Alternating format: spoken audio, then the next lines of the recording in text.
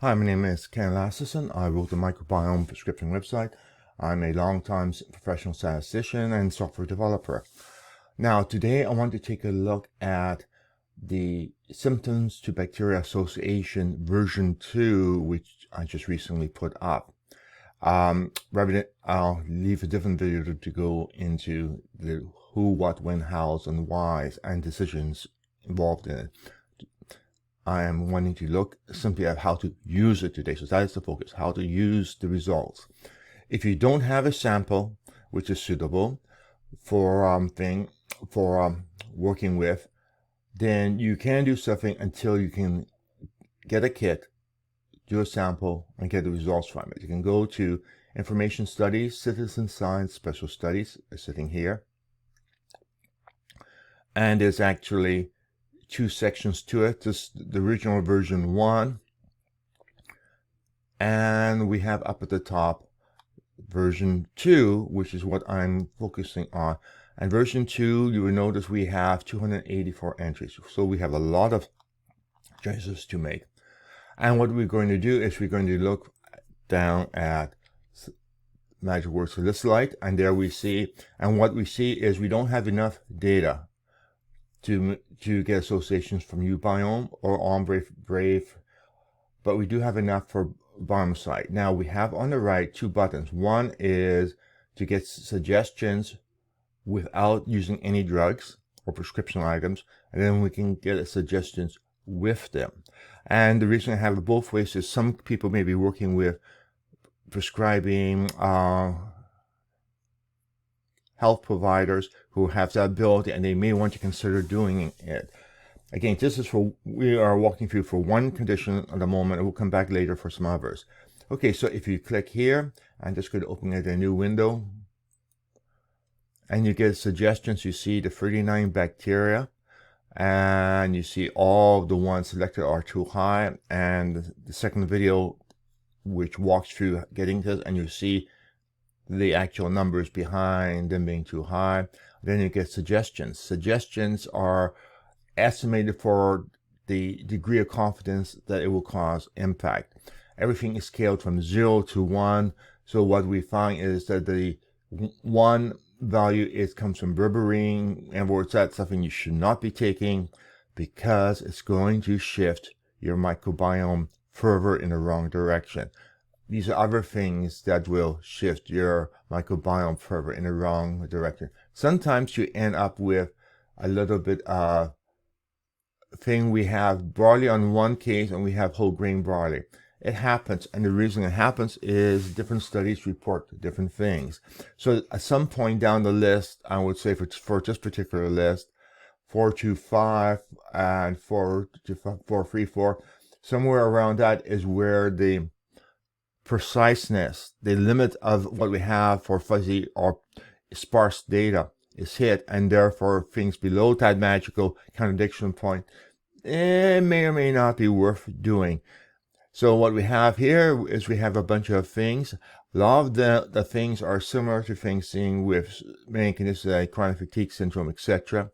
And we have there, and that's the magic list of things to do.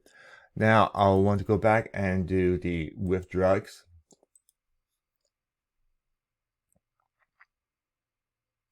And give that a second to load. And we have the same thing, except now we have a bunch of prescription drugs listed there, some antibiotics, some other things. This, for example, is a drug used for split personality issues or that type of thing. And we do know that type of thing does have microbiome shifts. Chances are the drug works on the microbiome shifts, its mechanism of working, and voila, it happens to also be a viable candidate for you. Again, everything here is off-label, which is means simply it's not in the standard medicine, and whether or not it should be done or not done is there. What we do find is that the numbers are much higher. Remember, our magic breakpoint was 434. We have everything here sitting well above that, and we have a whole variety. Occasionally we'll find things which may be available without a prescription there on the list. So that's what you can do if you don't have a sample. Okay, now I'm going to log in with a sample of somebody from which I've done reviews on, and it's just a nice sample to work from for illustrating stuff. Okay, I've logged in. Here is a person's sample. And actually, this person has several samples, and I'm just using the first one that came up as illustration. And if we go over to research features, because it's very much experimental, it's research, and scroll down that page, you will find we have V2 bacteria there, and now we have a sample, and now we have a long list, and you're going to have to scroll down the list, and here we have salicylate sensitivity. And now what happens is the page is filled, and every bacteria that is a match, which is a very strong match, is automatically ticked to make life easier. And there, now you may want to, and usually I suggest you go and you sort it this way, and you go through and you do a manual inspection to see if there's anything else. Over here, what we have is the healthy people, people with the condition, your number, and we should take a look down here. And I would click this one. The reason is the average is there. You're above the average. You're not up in the range of people with it, but you are shifting that direction, so it's a reasonable choice. Others of them are there, and you notice that some of these bacteria which are associated with salicylate sensitivity, this person doesn't have very many of, so it's not a particular issue.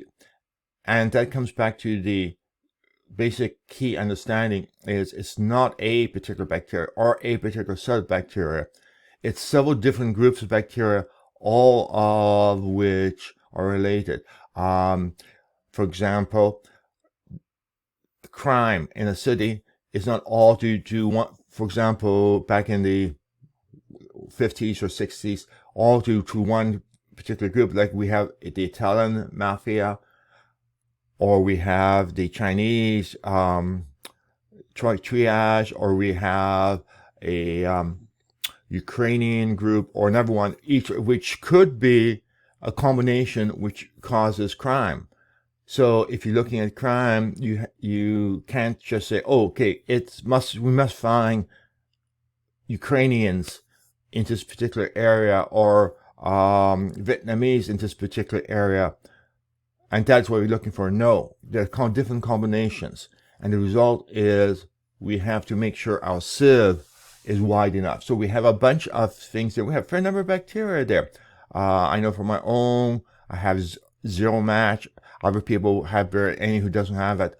All you do is click here, and voila, what you have here, it's all added to the list, nice and easy. And now what we go do is we can go back, and actually I'll go back up on different tabs. That was, I know what happened. And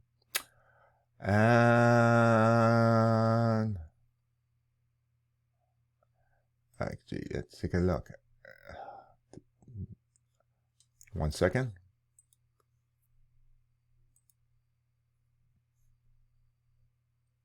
Unlogged in page, which slightly confused me. Okay, now do research. Back down here, we go here again. And now what we're going to do is we're going to look at something else I covered recently, which was histamine or mast cell issues. And lo and behold, this person happens to also have mast cell issues besides salicylate issue. And what we have here is we have another ton of automatic matches, nice and easy. Usually I sort it by percentile decreasing. And now we have to take a look here. Again, this one is borderline, as you see. I think we had this one on the other set. Borderline, you could include or not. I'm going to pass for the moment. And then we have all healthy one. So again, we just go and click and add to the handpicked list. And the list gets bigger. And now we can go back and find something else. This person also, I believe, suffered from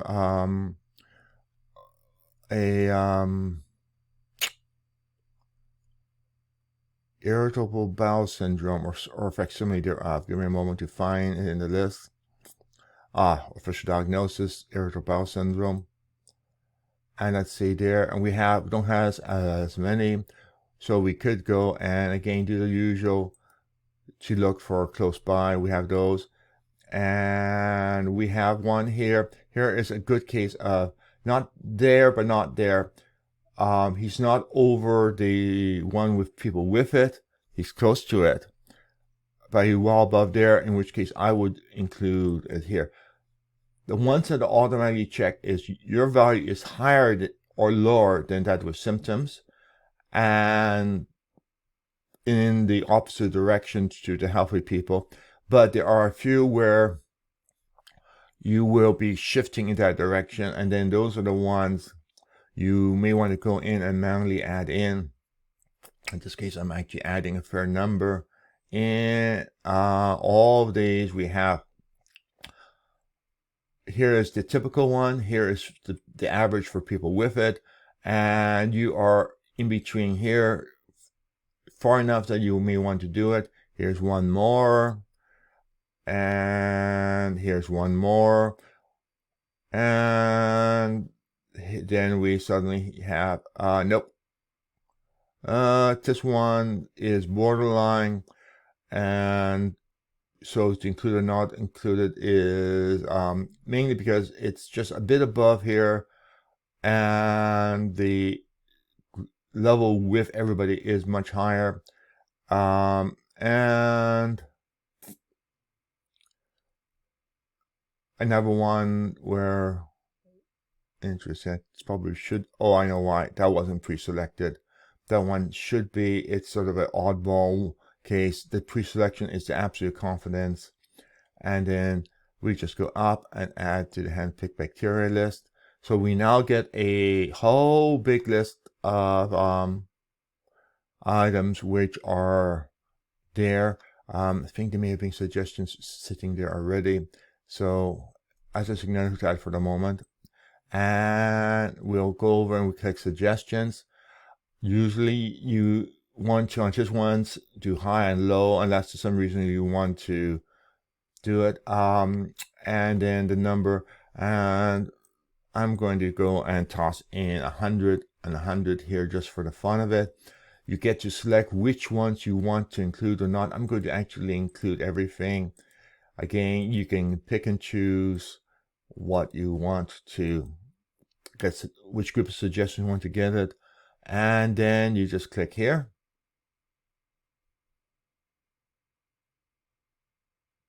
And here's your list of bacteria. And this is cover all three conditions we looked at.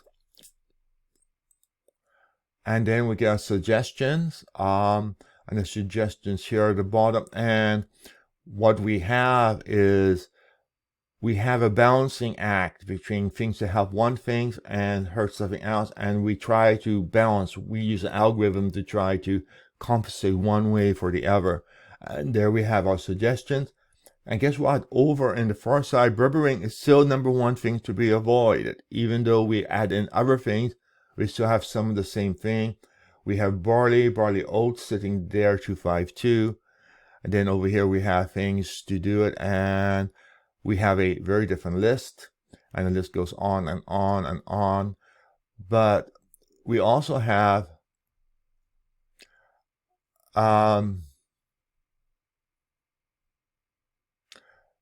the option of getting food suggestions. So remember, things you want to add, things you want to remove. The higher the value, the greater emphasis would be on the removal. And over here is we take this information, go to a massive database of different types of food and what nutrients are them. We use the nutrients from this list and things that are not shown also PS. And go over and take a look at what the food suggestions are. And what we have here is a list of the food suggestions. And we have items down here. You see liver shows up a lot. There. We can also go and do things like checking for there. And what we find is that fish, a variety of fish, are always on the list. And for this particular case, dealing with salicylate, we do know that fish oil helps it. So getting a bunch of fish on the list is actually to be expected. And here we have some Vietnamese things, which I'm not quite sure what they are, but we have salmon, tuna, and some other not typical foods. But basically we have two, especially salmon, which is very much rich in omega content. So we have that. We can go in and take care. Again, these are second class. These are working for the nutrients of the first, and that's all it's doing. Okay, so that basically is how you use it. To recap, you can go in and you can, without a sample, get a suggestion. These are generic. These will try working from the typical case. May not totally work for you. Much better if you have something which is absolutely specific to your microbiome and you get suggestions that way. That way, you're not changing things that don't need to be changed or pushing things the wrong direction. You're only changing what you actually should be concerned about. It's a process of second one, finding them, reading the list, going back, doing again, and doing again. And then trusting the artificial intelligence to sort things out. Or if you really, really want to do it, I have lots of time on your hands, is you can just go and look at the bacteria I picked, the shift, and figure things out yourself using Microbiome Prescription, using PubMed, using any other resources you can happen to have available. That's basically it. That's how you use make use of the new information to improve your microbiome, hopefully reduce your histamine sensitivity, hopefully reduce your salicylate sensitivity, and help your irritable bowel syndrome. Okay, that's it.